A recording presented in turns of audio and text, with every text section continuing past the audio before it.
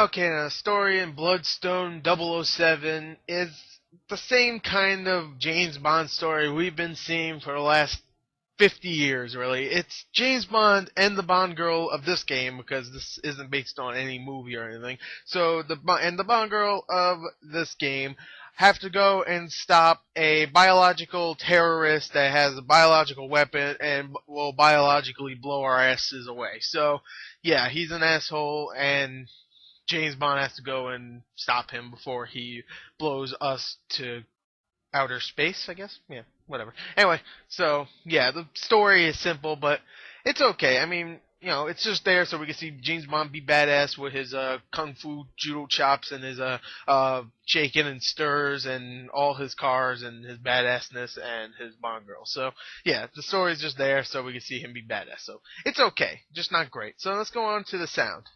Okay, now the sound in the game overall is pretty good, I have to admit. The voice acting is excellent. I mean, it's Daniel Craig as James Bond, and he's probably one of the best James Bonds out there, and he's really good. This girl named Joss Stone, I think she's like some music artist in Britain, and she voices the Bond girl in this game, Nicole Hunter, I think. I'm pretty sure that's her name. Anyway, Nicole Hunter, she's she's a Bond girl, and she sounds hot, and she looks hot, so there you go. Check. Bond girl. Judi Dench, of course, plays M. She is great. It's Judi Dench. No surprise there. Judi Dench is always really good. And, yeah. And the sound effects, like the cars, because you do drive cars in this one, which is sweet to have finally in a James Bond game again. And the sound, they sound cool. The weapons sound pretty good. The environmental effects sound good. Overall sound is really, really good. So let's go on to the graphics of the game. Okay, now the graphics in Bloodstone 007 are okay. They're not fantastic at all. Some of the character models are really good, mostly from like Daniel Craig's character and Judi Dench's and even Joss Stone's character. But all the other character models are very, very lifeless. I mean, there was one character right in the beginning that's talking. I swear to God, he looks so dead when he was talking. I was like, the voice actor wasn't even that good too, so that didn't add anything. So he just sounded like a boring, dead, like someone that was barely alive talking. So overall, some of the graphics not very good, but environments look okay. Definitely, they look much better when you're in a car because it's going so fast. You can't actually look at some of the bland-looking textures.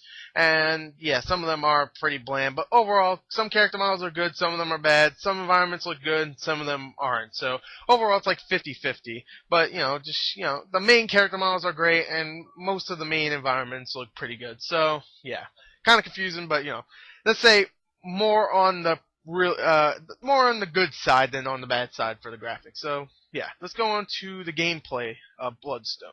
Okay, now the gameplay in Bloodstone consists of pretty much three things. Gunplay, stealth, and driving. Now, I'll talk about driving in a second. Let me talk about gunplay and stealth, because those are the two main sections.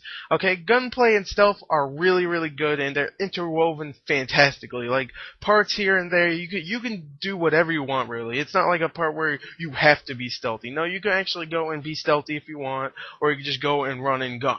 Me, I'd rather be stealthy because it was much more fun. The gunplay was pretty good, don't get me wrong, and there's a whole bunch of different guns. There's actually 16, which is actually surprising. But yeah, for a 5-hour single player, which is one of my only gripes about it, I'll say it right there. So yeah, and the gunplay is pretty good, but I really like the stealth. The stealth is really fun. The takedowns are excellent. They're so fun to watch. Bond does some brutal ones, and he chokes some people out, smacks them around, makes them look like his little girlfriend. So that's pretty badass. And overall, just the gunplay and the stealth combined together is really, really fun. So, yeah, it's somewhat like Splinter Cell because they also have this feature where it's like a mark and execute kind of feature where he pulls out his gun, and you can only get this by taking down someone with your fist, not your bullets, obviously.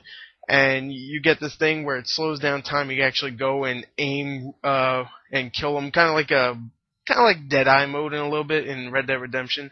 You just automatically kill them straight in the face, and you can do that 3 times in a row, which is kind of cool.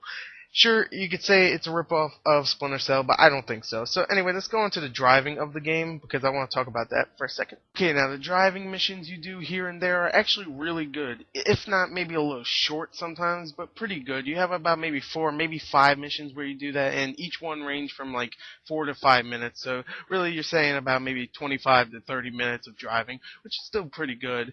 But not a great amount of time to stay with a part of the game.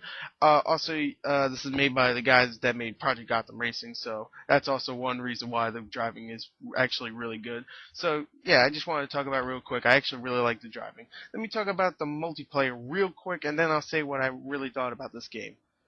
Okay, obviously from the gameplay that you're watching right here, this is actually multiplayer, and it's pretty just basic deathmatch or objective type games. It's not that fantastic, but it's actually pretty fun. I would say the multiplayer is good for a weekend. If you rented this for the weekend and you beat the campaign so fast, then you can definitely play the multiplayer. There's some people playing, so you're not going to have a really hard time finding people, but in a few weeks you definitely will. Oh, actually, just in 1 week you will, because of Call of Duty that's coming out. So yeah, you'll definitely have hard time finding people. And yeah, the multiplayer is okay. It's just run, gun, gun. There's not really much stealth because obviously other people aren't AI. So overall, the game is actually really good. It's not the best James Bond game out there. I still think like GoldenEye obviously is, and Quantum of Solace is still really good. But overall, it's still a pretty good one. It's probably the best third-person one because Everything or Nothing was really good, but I actually like this a little bit more. So overall, yeah, I really, really like this one. Definitely go check it out. I don't know why critics are giving it such low ratings, but yeah, whatever. I don't understand some critics. Definitely IGN. A 5 out of 10. Come on, people. Really? You gave what? Kane and Lynch 2 a 6 or something? I'm not really sure, so don't quote me on that. Anyway, yeah. I like the game. Check my written review in the description, and goodbye.